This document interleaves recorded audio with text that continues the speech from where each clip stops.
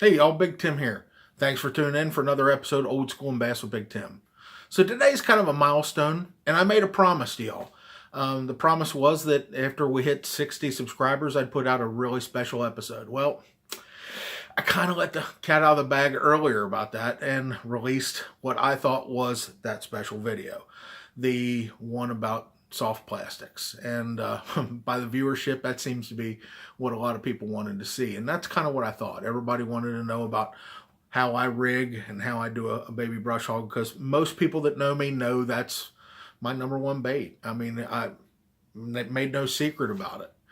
So I got to thinking, what else can I do to have a special episode to reward everybody for subscribing? So what I thought was the fact that next week is the Bassmaster Classic in a place I'm fairly familiar with, Fort Loudon Lake. It's not like I lived on it, so I'm not that familiar, but the little club that I used to belong to would go down there every year. In fact, that same time of year. Generally, if I was still in that club and they still did things on the same schedule, we would be down there the same weekend as the Bassmaster Classic. So I'm pretty hyped about it. I'm real excited to see if some of the places that I have fished, and you know, I haven't done great down there, but I've had some really good times. When we used to go down there, I was still kind of trying to cut my teeth in fishing, but I'm very familiar with some areas down there and did pretty well. So I'm pretty excited about that. You know, I already made mention in my introduction that I think that Wesley Strader is going to be one of the top dogs to watch down there. I think he's, in my opinion, I think he's the number one. A lot of people say Ott Defoe is number one, but I think Wesley's going to be the number one guy to look at. Just based upon his record from FLW and BFLs and everything else that has gone on down there, he's pretty top stick. He only lives 50 or 60 miles away. And of course, I made my dark horse pick in Matt Robertson, a friend of mine that lives in Western Kentucky, that won the Bassmaster Team Championship down in Florida this year.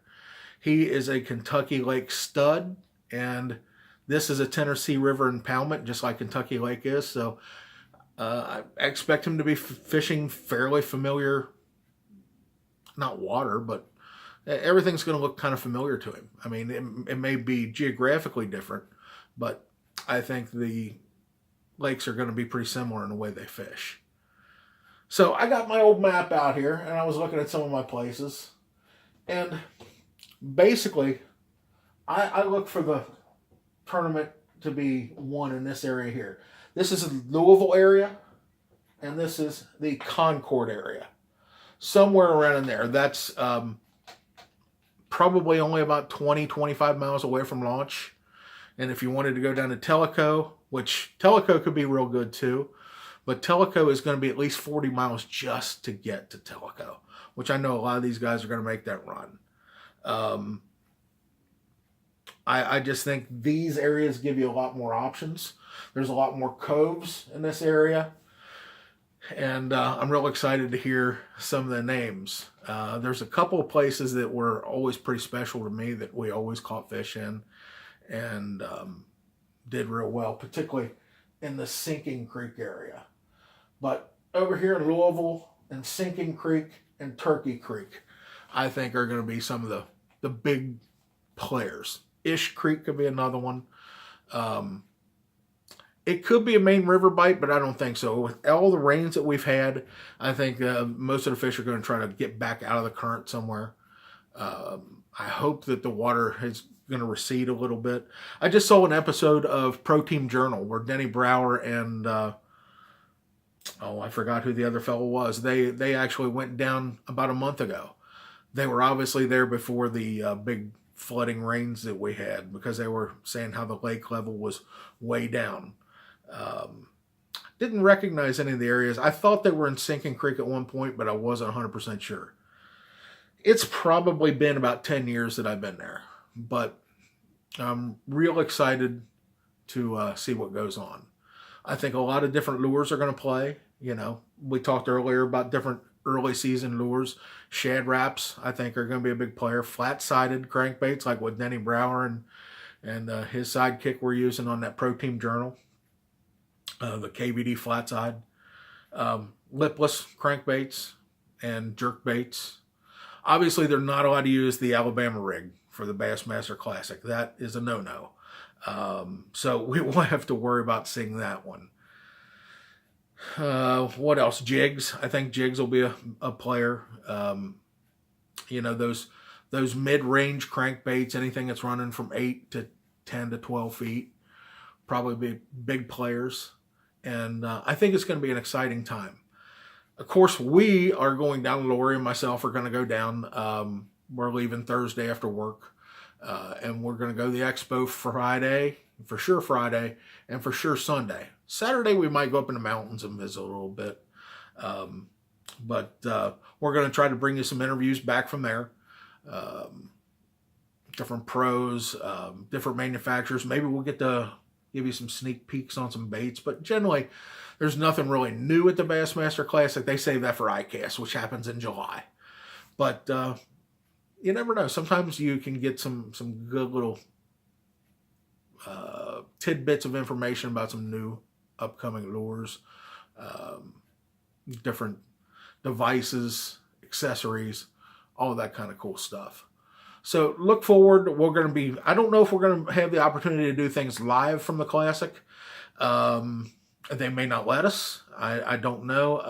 It also depends on whether or not they're going to have good coverage inside the arena, whether they have Wi-Fi and all that good stuff. So look forward to posting some stuff for you then. That's going to be a good time. I plan on going to at least one blast off if it's not too cold. I mean, if it's down in the 20s, you probably won't see me at a blast off. But blast offs are a lot of fun too. So if you have the opportunity and you live in Kentucky, Tennessee, Ohio, it's only in Knoxville, Tennessee. It's not that far of a drive. From the looks of everything that I've studied on the maps, as far as where they're going to actually have the Classic launch and everything, it looks like the arena that they're going to have the weigh-in is a small walk. With me and my bad knees, I plan on doing some walking. But it does look like you can walk from where they're having the expo to the arena for weigh-in. And I may be wrong about that. I'm going to look at that again here in the next couple of days.